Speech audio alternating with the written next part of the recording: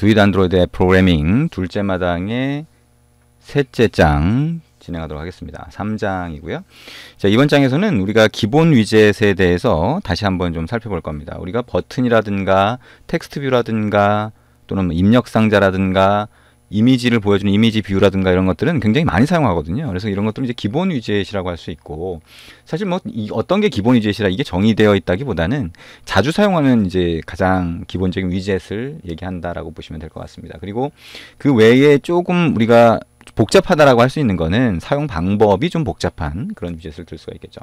그래서 우리가 지금까지 써보긴 했지만 그 각각의 위젯들이 갖고 있는 속성들이 상당히 많거든요. 그래서 어떤 속성들이 주로 사용이 되는지 이걸 조금 더 다시 한번 보거나 해보도록 하겠습니다. 그리고 이번 장에서 이런 기본 위젯에 대해서 좀 더 알아보고 나서 드로블이라고 하는 거, 드로블 이렇게 얘기하죠. 드로블이라고 하는 거에 대해서도 같이 살펴보도록 할 겁니다. 드로블이 왜 중요한지, 그 다음에 드로블을 어떻게 만들어 사용할 수 있는지 같이 한번 볼 수 있을 것 같습니다. 자, 그러면 이제 기본 위젯에 대해서 좀 살펴볼 텐데요. 자, 새로 프로젝트를 하나 만들어 보죠. 자, 여기 스타트 메뉴를 누르고요. 자, 넥스트 누른 다음에 자, 네임 프로젝트 이름에다가 자, 샘플 위젯 이렇게 한번 해보겠습니다. 자, 우리 했던 것처럼 패키지 이름은 어떻게 정해도 상관은 없지만 일단 샘플자를 한번 삭제를 하고요. 그래서 위젯이라고 하는 패키지명이 들어가도록 이렇게 만들어 봅니다. 자, 피니쉬를 누르면 자, 새로운 프로젝트 창이 열리게 되겠죠. 자, 여러분이 이제 이 프로젝트를 만들어 본 게 이제 상당히 여러 번 됐으니까 좀 익숙해지셨을 거라고 생각은 들고요. 자, 우리 여기 이제 화면을 한번 맞춰서 살펴보도록 하겠습니다. 자, 프로젝트가 만들어질 때까지 조금 시간이 걸리고 있죠. 자, 크기를 좀 맞춰 놓겠습니다. 자, 샘플 위젯이라고 하는 이름의 프로젝트 창이 만들어지면 우리 그 XML 레이아웃 파일을 수정을 해서 우리 텍스트 뷰나 버튼이나 이런 것들 한번 추가를 해볼 거예요. 그리고 그런 위젯들이 갖고 있는 속성들을 한번 살펴볼 텐데요. 자, 프로젝트 창이 이제 열렸고요. 자, 여기에 activity main.xml이라고 하는 탭을 눌러서 XML 레이아웃 파일을 열어봅니다. 아래쪽에 있는 요 창 부분은 요 아이콘을 눌러서 자, 이렇게 감춰 놓도록 하고요. 자, 그러면 이런 모양이 보이죠? 자, 여기 헬로 월드라고 하는 글자가 가운데 있죠? 이 글자가 보여지는 것, 자, 글자가 보이도록 만들어주는 걸 이제 텍스트 뷰라고 부르고요. 자, 선택해서 딜리트 키 눌러서 일단 삭제를 합니다. 그리고 왼쪽에 있는 팔레트에서 텍스트 뷰를 끌어다가 화면의 가운데에다가 한번 놔보도록 하죠. 자, 가운데 딱 놓고요. 자, 그러면 우리가 여기에 보이는 글자가 있는데 자, 오른쪽의 속성, 즉 attributes라고 하는 창을 보면 글자를 바꿀 수 있게 돼 있죠. 이 글자를 우리가 한번 바꿔볼 수 있을 것 같습니다. 자, 여기다가 안녕하세요 이렇게 글자 바꿔볼 수 있겠죠. 자, 그러면 우리가 보통 하는 건 뭐예요? 이 글자 크기를 많이 바꾸죠. 글자가 너무 작다라고 하면 글자 크기를 키워주거나 이렇게 하게 될 텐데요. 자, 오른쪽의 속성은 대표적인 속성들 몇 개만 보이고 있으니까 자, 여기 나머지 속성들을 볼 수 있는데 자, 여기 자, 나머지 속성들을 여러분이 찾아볼 수도 있겠죠. 자, 우리 이게 안드로이드 스튜디오가 3.4 이후에는 여기 declared attributes라고 하는 게 보이죠. 그래서 우리가 이제 이 정의할 수 있는 모든 속성들이 다 보이곤 했었는데 실제로 우리가 아래쪽에 텍스트 탭을 눌러보면 자, 실제로 이 파일에 자, XML 레이아웃 파일에 정의된 거는 우리가 수정하거나 설정한 것만 여기 보이고 있죠. 그래서 그거를 여기다가 정리해서 보여주고 있습니다. 자, 그리고 자, 이거를 이렇게 감춰 놓게 되면 자, 원래처럼 이렇게 보이고 있고요. common attributes라고 하는 게 이렇게 보이고 자, all attributes라고 하면 자, 정의할 수 있는 모든 속성들이 여기 다 보이고 있어요. 자, 이렇게 약간 바뀌어 있습니다. 우리가 3.4 이전 버전에서는 여기 attributes를 전환하는 아이콘이 있었는데요. 자, 여기 이 3.4 이후부터는 이 아래쪽에 이렇게 탭처럼 자, 확장할 수 있는 패널로 이렇게 만들어져 있다라고 보시면 되겠네요. 자, 그러면 이 아래쪽으로 가서 자, 텍스트 사이즈라고 하는데 한번 가볼게요. 자, 글자 같은 경우에는 SP라고 하는 단위를 일반적으로 쓴다. 자, 이거를 30 SP라고 하는 크기로 바꿔주게 되면 크기가 커지는 거를 볼 수가 있습니다. 뭐 40까지 올려도 되겠네요. 40SP. SP라고 하는 거는 이 화면의 해상도나 크기에 맞춰서 비율 단위로 크게 만들어주는 거죠. 글자에 특화되어 있는 게, 자, 글자 크기를 설정할 때 SP. 그 다음에 일반적인 뷰의 크기는 DP라고 하는 단위를 보통 쓰게 됩니다. 자, 이게 이제 텍스트 사이즈라고 하는 거고요.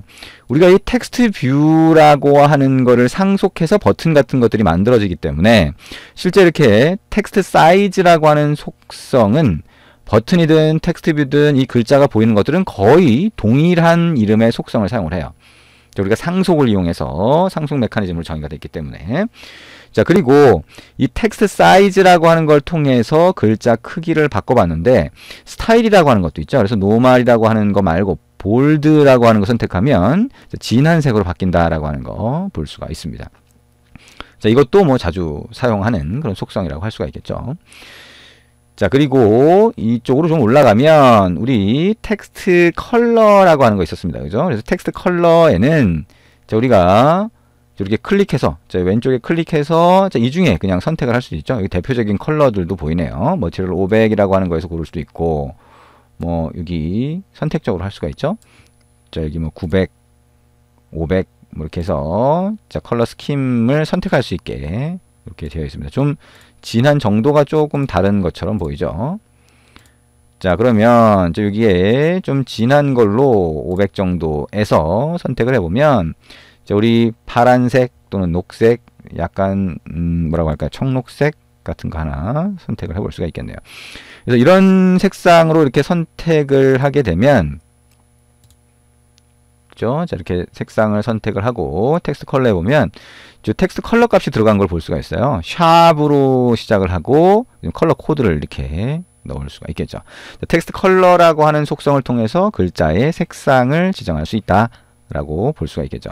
자, 그리고 우리가 바꾼 것처럼 텍스트라고 하는 속성을 여기 넣었는데 이 텍스트라고 하는 속성을 이렇게 넣었더니 여기 경고 표시가 이렇게 나오죠. 여기도 이제 경고 표시가 있고. 그래서 이 텍스트라고 하는 속성의 글자를 바로 넣을 수도 있는데 권장사항으로는 사실 바로 넣는 것보다는 자, 우리 왼쪽에 보면 res 밑에 자, values 밑에 strings.xml이라고 하는 파일이 있어요. 이 안에 넣는 걸 권장을 합니다.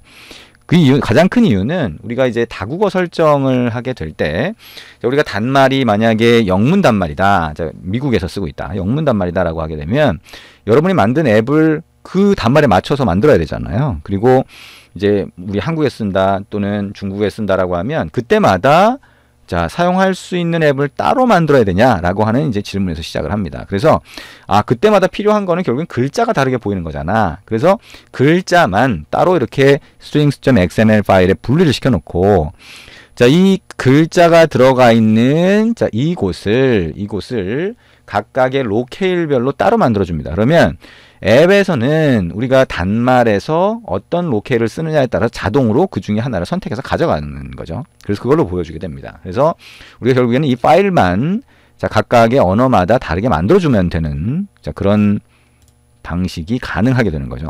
그래서 자, 이렇게 다시 말하면 자, 이렇게 하는 것보다는 자, strings.xml을 열고 자, 여기에 string 태그를 하나 만들어 준다는 겁니다. 그죠? string이라고 하고 name이라고 한 다음에 hello라고 하는 자, 속성 값을 하나 넣어보자. 그 다음에 여기다가 안녕하세요 라고 한번 넣어보자는 거죠. 이 글자를 보여주겠다는 겁니다. 안녕이라고 한번 해볼까요? 저기 우리가 넣었던 직접 텍스트를 넣었던 거하고 헷갈릴 수 있으니까 자, 안녕이라고 넣었어요. 그리고 이 안녕이라고 하는 글자가 들어가 있는 string 태그의 name 속성 값이 hello인 거죠.